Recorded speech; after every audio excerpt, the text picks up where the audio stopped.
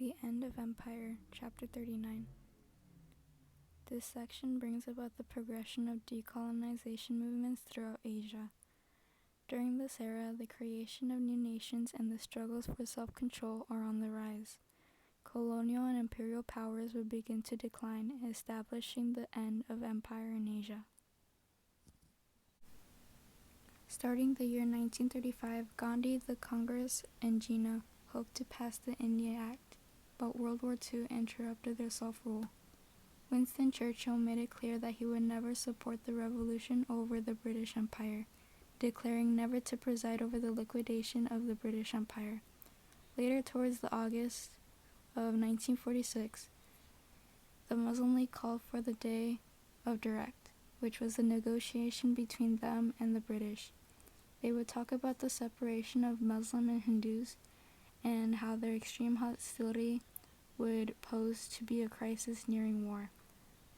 Communal protesting soon turned into a large-scale massacre, killing 6,000 in Calcutta.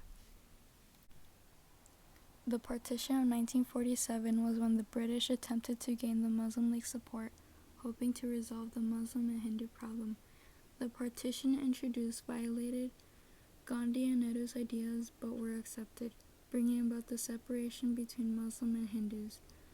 An estimated 10 million refugees were relocated, marking the largest migration in history, and roughly 500,000 were killed in violence.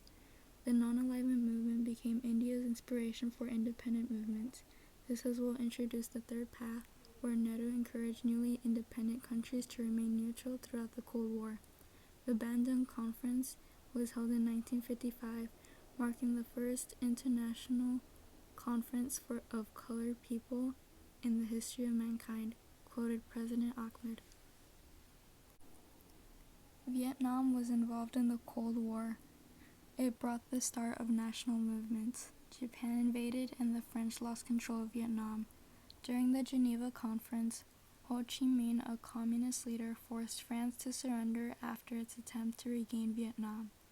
Communist Ho Chi Minh controlled the north as the non-communist Ngo Dinh Diem controlled the south.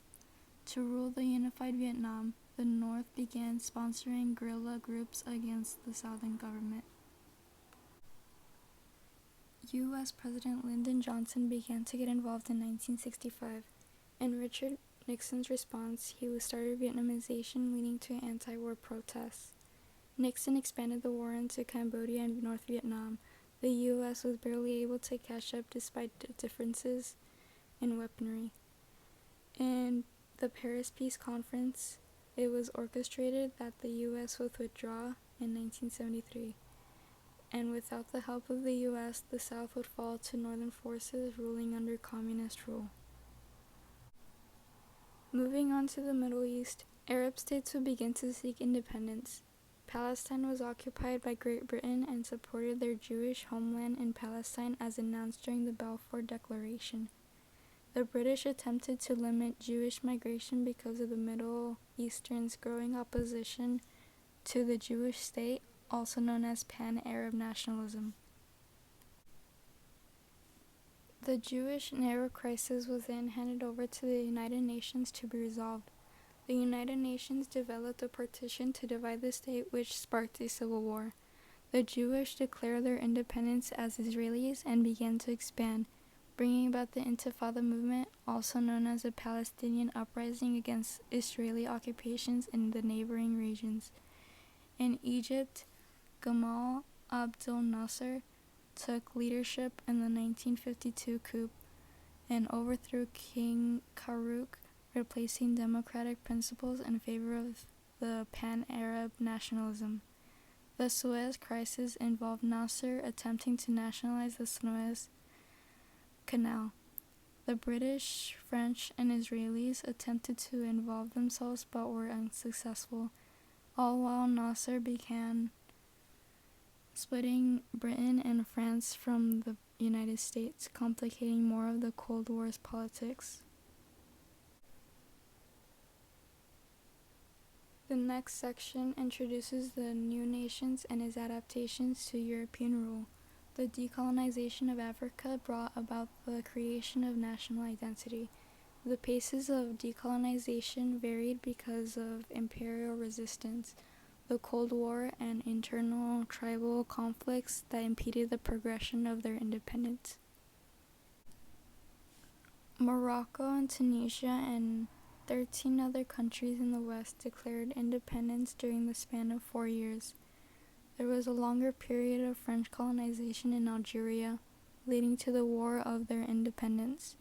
The Front Liberation Nationale, an Algerian party, fought against 500,000 French that were deployed. Algerian independence was declared in 1962. Frantz Fanon, who took part in the war as a doctor, published a manifesto against colonial rule in 1961 titled The Wretched of the Earth. Towards the start of African independence, African intellectuals established a movement promoting negritude, a movement consisting of reviving cultures and traditions that originated in former Western French colonies. Many revolts consisted of going against white colonial values, but the Cold War impeded decolonization as authorities had the power to label nationalists as subversive communists. The Gold Coast was a valuable colony to Great Britain for exporting cacao. It was what thrived Great Britain's economy. It became the first sub-Saharan colony to declare independence. Kwame Nkrumah became the leader of the renamed country Ghana, advocating Pan-African unity. The visit of Queen Elizabeth II in 1961 guaranteed Ghana's independence. In Kenya, rebels of the Kikuyu group attacked British settlers and collaborationist Africans. The British then declared a state of emergency in 1952, but some refused it as communist subversion. In response to the riots, the British arrested the nationalist leader Jomo Kenyatta and killed roughly 12,000 Africans. Both parties held a negotiated withdrawal, which was then followed by the independence of Kenya. Communal interference and the legacy of imperialism hindered the progression of African independence. Throughout the continent, corrupt governments and revolts were on the rise. Many countries south in India became functioning democracies despite their divisions of race and religion. Countries would begin to decide on what policies and morals they should abide by, either by religion or communist rule.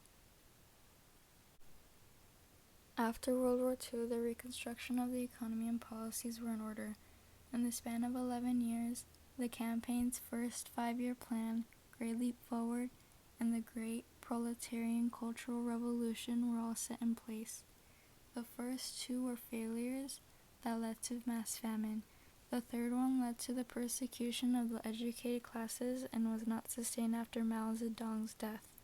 Soon, Deng Xiaoping takes over and moderates the communist doctrine Maoism. Because of these modifications, the growing Tiananmen Square pro-democracy rallies residing in China were brutally suppressed.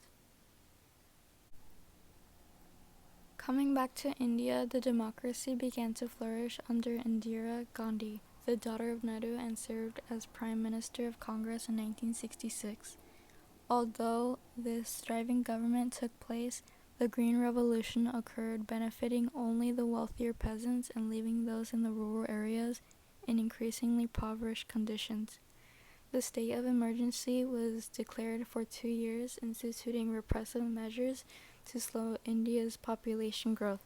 This included forced sterilization and the encouragement of contraception. Later in 1984, Indira Gandhi was assassinated by Sikh bodyguards as an act of vengeance.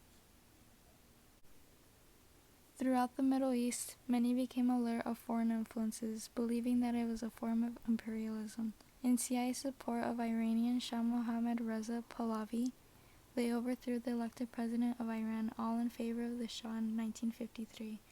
In response, religious and political radicals began uprisings to throw out Shah's oppression, known as the Iranian Revolution. Under Ayatollah Ruhollah Khomeini, they began taking U.S. diplomats hostage, shutting down U.S. facilities, and confiscated economic ventures. Saddam Hussein, president of Iraq, had oil revenues and U.S. military service. In confidence, Hussein launched an attack on Iran in 1980, marking the start of the Iran-Iraq War. After years in a bloody stalemate, Hussein attacked Kuwait, provoking the Gulf War in 1991. Hussein's defeat soon followed his execution after the U.S.-led coalition forces captured Iraqi military units. Nations in Central and South America, along with Mexico, grappled with legacies of Spanish and Portuguese colonialism. As neocolonialism started rising, the United States intervened militarily when their interests were threatened. In Argentina, the nationalistic military leader Juan Perón promoted nationalistic populism. Eva Perón fostered that popularity by ministering the needs of the poor. Revolutionary ideologies and political activism scattered throughout Latin America, providing opportunities for gender equality and economies that will later thrive in the future. In post-colonial sub-Saharan Africa, European powers disarranged territories where boundaries did not mix well with neighboring states because of economic or ethnic divisions. Citizens throughout Africa lived in extreme poverty that welfare programs were hard to maintain. This prevented the accumulation of capital that contributed to infrastructures. In 1962, the Organization of African Unity was established in order to prevent disputes over boundaries. African nations being unable to avoid internal conflicts, several fell prey to military rule. Internal colonialism disrupted movements towards Africa's independence. The Afrikaner National Party was designed to destroy all African independence. It established the apartheid law to control the rest of the population. The African National Congress published the Freedom Charter. Its goal was of multiracial democracy. F.W. de Klerk, president of South Africa, pushed the National Party to remove the apartheid and legalize the African National Congress. Negotiations were set to end white minority rule. In 1944, elections ensured that African National Congress would be the new rulers of the new democratic society. Zaire was ruled by the dictator Mobutu Sese Seko. The leader used fortunes for personal use and brought the wealthiest nation to ruin. He was then ousted by Laurent Kabila, who renamed the nation Zaire to the Democratic Republic of Congo. The transformation of leaders followed the improvement of citizens and stability, but Kabila was killed by rebels in Congo. Up until the present, Africa has been increasing in population and in their economy. The African continent is rich in minerals but lacks the management and technology to use its maximum wealth to the fullest. Nations now still seek to strengthen their economy by wider integration into the global economy and the support of outside organizations that are designed to aid Africa and Latin America.